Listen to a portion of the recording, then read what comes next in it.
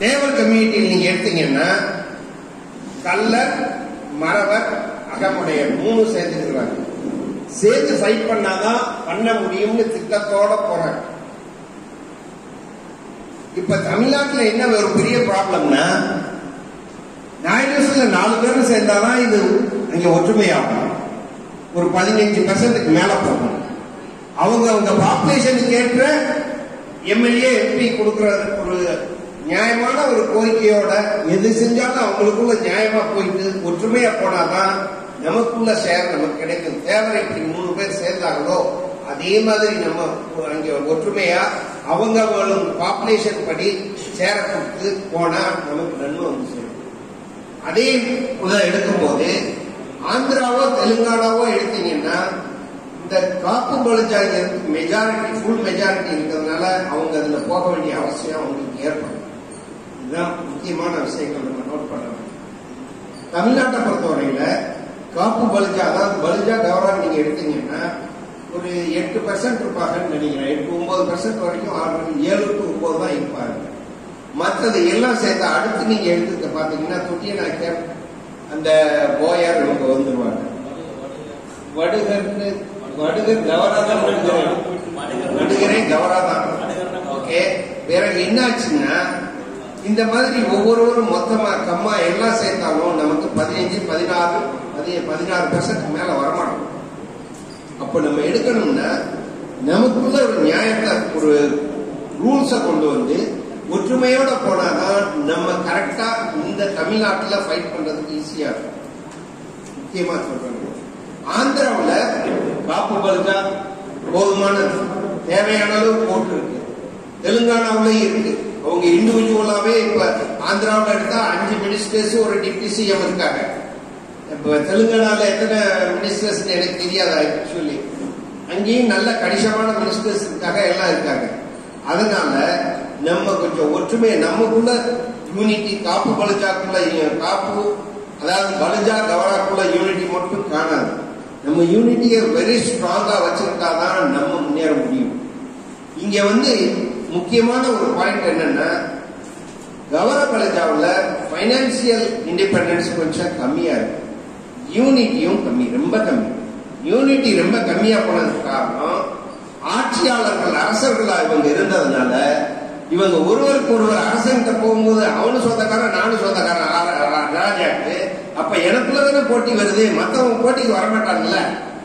இப்படியே போட்டி போட்டு போட்டி போட்டு கடைசியில இந்த நமக்குள்ளேயே போட்டி போடுற எண்ணம் தான் வந்துருச்சு. அதை கொஞ்சம் அதை விட்டுட்டு, அந்த ஈகோவை விட்டுட்டு நம்ம விட்டு கொடுக்கக்கூடிய மனமும், நமக்குள்ள விட்டு கொடுக்கக்கூடிய ஒரு மனப்பான்மையுமே கொஞ்சம் ஒற்றுமையை கட்டாயம். பேசிக் பிரின்சிபல் என்ன, முக்கியமான பிரின்சிபல் நமக்கு ஒற்றுமை. அதுக்கு அடுத்து நமக்குள்ள டிஃபரன்சஸ பார்க்கணும், நியாயமான முறையில தீர்க்கணும். அப்படிங்கிற மாதிரி நம்ம போனா இது எல்லாருக்கும் நமக்கு உண்மைய நல்ல பலனை கொடுக்கும்னு என்னுடைய எண்ணம்.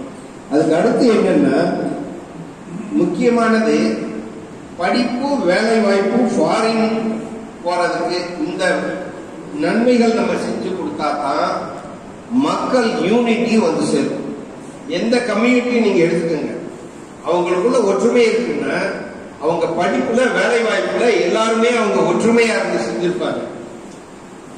அதாவது பிசினஸ் பண்ணாலும் அவங்க கம்யூனிட்டிக்குள்ள நம்ம பிசினஸ், நம்ம அந்த ஒற்றுமையா வேண்டும். அந்த ஒற்றுமை என்னைக்கு இங்க இல்லையோ அன்னைக்கு வரைக்கும் இது ஒற்றுமையா சேராது. அந்த ஒற்றுமை முக்கியமா வரணும். படிப்புக்கு ஹெல்ப் பண்ணணும், வேலை வாய்ப்புக்கு ஹெல்ப் பண்ணணும், ட்ரெயினிங் கொடுத்து அவங்களுக்கு வேலை கிடைக்க செய்யலாம், ஃபாரின் போறதுக்கு ஹெல்ப் பண்ணணும். ஒரு எந்த ஒரு இதுக்குனாலும் கூட கொஞ்சம் விட்டு கொடுக்கும் தன்மையோட ஒருவருக்கு ஒருவர் சண்டை போடாம ஹெல்ப் பண்ணிட்டே நம்ம போனோம்னா நம்ம யூனிட்டிக்கு ஸ்ட்ராங்கா கொடுக்கணும். இல்லாட்டி யூனிட்டின்னு வாயில பேசுறதுதான் இருக்குமே தவிர, எத்தனை பேருக்கு உங்க அண்ணன் தம்பி அக்கா தங்கச்சி அவங்க மேரேஜ் ஆன பிறகும் அவங்க உயிரோடு இருக்கிற வரைக்கும் என் கூட பிறந்தவன், என் அண்ணன் தம்பி, எங்க அக்கா தங்கச்சின்னு ஒற்றுமையா இருக்கீங்க சொல்லுங்க பாப்போம். முதல்ல உங்க வீட்டிலேயே சண்டையை கட்ட ஆரம்பிச்சிருங்க. பிறகு வெளியே இங்க வரும், அதே எண்ணம் தானே வெளியவும் வரும். யாராலும் நீங்க உங்க கூட பிறந்தவங்க, உங்க சித்தப்பா பெரியப்பா மக்கள், அவங்க உங்க தாத்தா பிள்ளைங்க, தாத்தா கூட பிறந்தவங்க, அவங்க கூட ஒற்றுமையா நீங்க இருந்திருக்கீங்களா? முதல்ல அந்த ஒற்றுமையை உண்டு பண்ணுங்க. அங்க ஒற்றுமை உண்டு பண்ணாதான் ஒற்றுமைக்கு வரும். அங்க கொஞ்சம் விட்டு கொடுத்து போகணும்.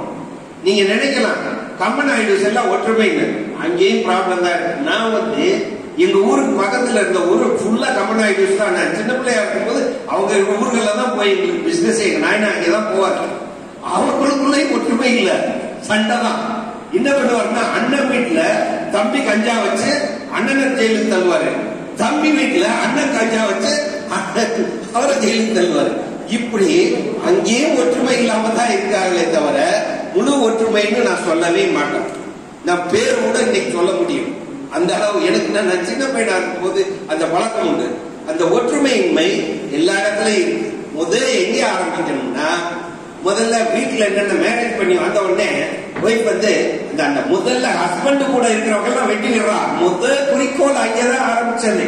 வேற்றுமை எங்க வந்ததுன்னா வீட்டுல மேரேஜ் பண்ண உடனே வந்துருச்சு, அங்கதான் ஆரம்பிச்சது. அதுக்கு நீங்க இடம் கொடுத்து கடைசி வரைக்கும் வேற்றுமையாவே ஒற்றுமையை இல்லாம வச்சுட்டு மீட்டிங்கை போட்டுக்கிட்டு ஒற்றுமையா இருக்கணும்னு கேட்டா ஒவ்வொருவரும் இந்த மயக்க முடிச்சு பேசும்போது நீங்க உங்க அக்கா தங்கச்சி, உங்க அண்ணன் தம்பி, உங்க சித்தப்பா பெரியப்பா பிள்ளைகள், உங்க தாத்தா பிள்ளைகள் எல்லாரும் கூட ஒற்றுமையா இருக்காங்க அப்படின்னு ஒரு கேள்வியை கேட்டுட்டு பிறகு பேசுங்க, அறிவுரை கொடுங்க.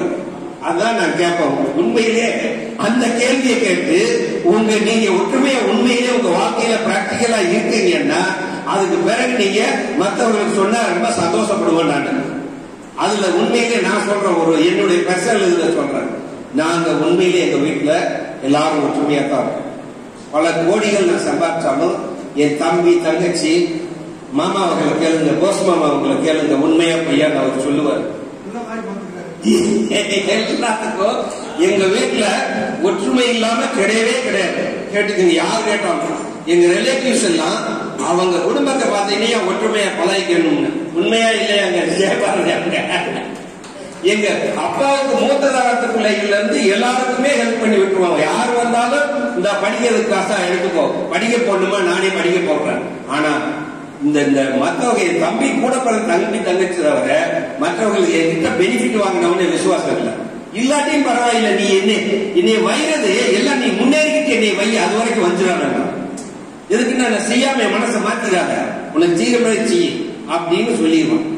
எதுக்குன்னா அவன் மாறினாலும் கூட நான் செஞ்சு முடிச்சு அவன் முன்னேற வரைக்கும் என்கிட்ட வாங்கிக்கியா அப்படின்னு சொல்றான், வாங்காம போயிடாத அப்படின்னு. எதுக்குன்னா முதல் ஒற்றுமை உங்க குடும்பத்துல உண்டு பண்ண பாருங்க. உங்க தாத்தா, இப்ப எங்க குலதெய்வம் சங்கராபுரத்துல இருக்கு, போடிக்கு பக்கத்துல. இவங்க மற்ற குலதெய்வங்கள் எல்லாம் சண்டை கட்டிக்கிட்டு 30 குடும்பங்கள் இருக்கு. எங்க தாத்தா, எங்க அம்மா தாத்தா குடும்பத்துல அவங்களுக்குள்ள 5 டிஃபரன்ஸ் இருக்கும்.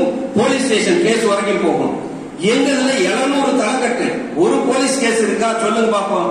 சண்டை கட்டுறது இருக்கா? அவனு பேசுவா, கம்மனரு நமக்குள்ள யாருன்னா என்ன அப்படின்னு சொன்னா அப்படியே ஒத்துக்குருவாங்க. இது நடக்குதா இல்லையாங்க? அவருக்கு தெரியும், ஜெயபாரதி அவங்களுக்கும் தெரியும். ஒரு ப்ராப்ளம் இருக்காதுங்க, நல்லா நடத்துவாங்க. அந்த காசை எடுத்துக்கிற மாட்டாங்க, யாரும் சுயநலமா செஞ்சிட மாட்டாங்க. அந்த கோயில் பிரபலமா நல்லா வந்துகிட்டே இருக்கு. மற்றவங்களுக்கு ஒரு எக்ஸாம்பிளா செட் ஆகுது.